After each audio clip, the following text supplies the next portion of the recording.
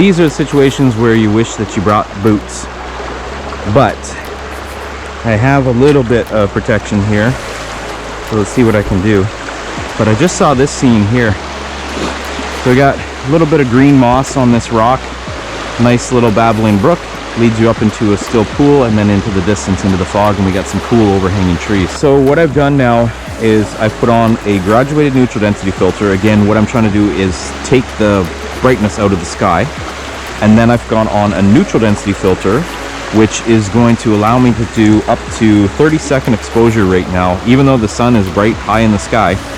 But because that glass is in front of my lens, it's going to allow me to cut down on the exposure.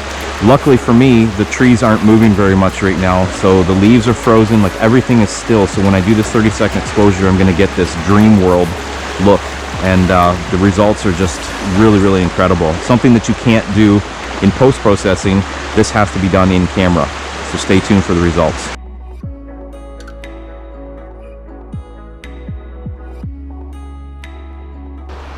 Okay, so I got the shot that I wanted, and I'm really, really happy with it. I think I'm going to be able to do some nice work with it in post. But this rock that's here, I do like to use rocks in my foreground quite often, but I'm just going to do something that keeps this even more simplified. Take this rock out of the equation, and we'll just do the same composition without the rock and see what comes out of this. Now, if your camera will allow, sometimes you can autofocus through this glass.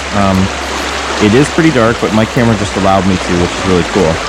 And we're at a 6-second exposure right now, so we'll see what this turns out like.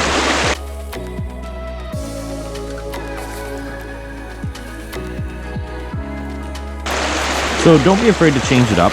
I see a lot of photographers where they'll just come down to a spot, snap the shot, and then take off, and they don't really change their perspective or change their angle or anything like that. And that's, for me, is a big no-no. You've got to get in there and work with the scene until you get a shot that you like.